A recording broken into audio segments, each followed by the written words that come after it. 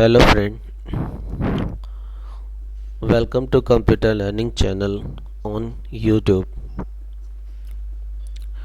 आज आप tele ERP में वैट वैल्यू एडेड टैक्स जो कि एक्सेल्स टैक्स है उसका किस तरह से टेली ईआरपी में यूज़ होगा, उसको यूज़ करने के लिए टैली ईआरपी में क्या प्रिपरेशन की जाएगी और किस तरह से उनकी वाउचर्स पास किए जाएंगे और उन सबसे मेन उसमें वैट एडजस्टमेंट होता है और वो वैट एडजस्टमेंट किस तरह से होगा, ये सब कुछ हम टैली ईआरपी में वैट जो हमारा नया टॉपिक है उसमें देखने जा रहे हैं। तो आइए स्टार्ट करते हैं। सबसे पहले आप अपनी जो टैली प्रोग्राम है उसे ओपन करके रखें और आप अपनी कंपनी को ओपन करके रखेंगे। सबसे पहले टैली को एक्टिवेट करने के लिए हम गेटवे ऑफ टैली में रहते हुए F11 प्रेस करेंगे।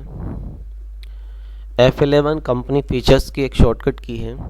इसमें आपको 3 अलग अलग फीचर्स होंगे, अकाउंटिंग, इन्वेंट्री और स्टेटरी एंड टैक्सेशन। तो एक्चुअल में हम वैट को एक्टिवेट करना चाहते हैं, मतलब टैक्स का पार्ट है, इसलिए स्टेटरी एंड टैक्सेशन सेक्शन लेंगे और इंटर देंगे। इसके बाद आपको वैट को एक्टिवेट करने के लिए enable value added tax option no है पहले से, इसे येस किया जाएगा और सेट डेल्टा वैट डिटेल इस ऑप्शन को भी येस किया जाएगा। इसके बाद में आपको वैट की डिटेल डालनी होगी कि आप किस स्टेट में है और आपके यहाँ वैट कब से एप्लीकेबल हुआ है। ठीक है, ये सारी इन्फॉर्मेशन वैसे जब आप सेल्स टैक्स का रजिस्ट्रेशन कराते हैं तो आपके पास मौजूद होती हैं। मैंने इसमें डाल दिया है कि हमारे यहाँ पर ये जो वैट है 1 अप्रैल 2014 से एक्टिव है।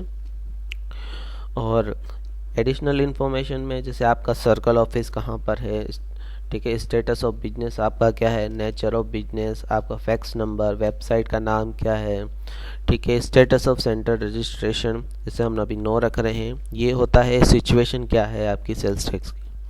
ठीक है, उसके बाद है यहाँ पर ऑथोराइज पर्सन। एक काम करता हूँ मैं यहाँ पर कुछ भर ही देता हूँ।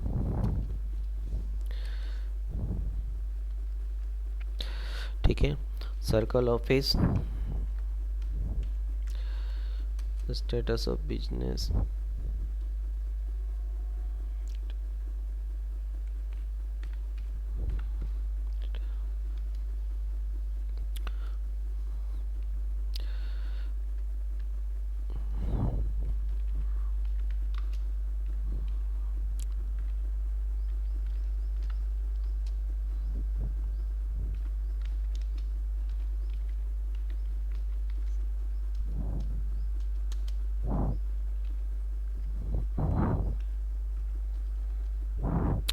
इसके अलावा भी अगर आपके पास एक्स्ट्रा इन्फॉर्मेशन है जैसे मंडी लाइसेंस नंबर, इश्यू अथॉरिटी, तो वह आप यहाँ पर इन्फॉर्मेशन फिलअप कर सकते हैं। गोडाउन की कोई डिटेल है आपके पास या ब्रांच की तो आप वो फिलअप कर सकते हैं। ये बिजनेस के ऊपर डिपेंड करता है कि हमारा बिजनेस कैसा क्या है, हमारे पास क्या फैसिलिटी है या नहीं है, इसलिए उसके हिसाब से इन्फॉर्मेशन फिलअप की जाती है। ज़रूरी नहीं है कि हर हेडिंग दी है तो हर हेडिंग को फिलअप करना इम्पोर्टेंट है।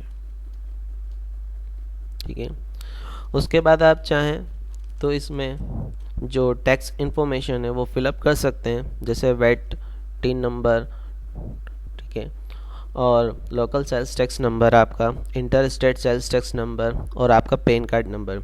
ये सारी इन्फॉर्मेशन याद रखिए, आप जब सेल्स टैक्स का रजिस्ट्रेशन करवाएंगे तब आपको इनकम टैक्स डिपार्टमेंट के थ्रू आपको रिसीव्ड होता है। यहाँ मर्जी से नहीं लिखते हैं और जब आपको इनकम टैक्स डिपार्टमेंट से ये रिसीव हो जाता है तभी हम यहाँ पर ये इन्फॉर्मेशन फिलअप करते हैं और वैट को यूज़ करते हैं। अभी मैंने फिलअप नहीं किया है, ठीक है, और हम एक्सेप्ट करा रहे हैं।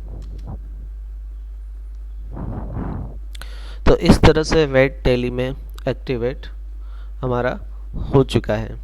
नेक्स्ट सेशन में हम देखेंगे कि टैली में जो लेजर्स होते हैं वो किस तरह से क्रिएट किए जाते हैं और आगे उनका किस तरह से यूज़ होता है। Thank you for watching computer learning channel on YouTube.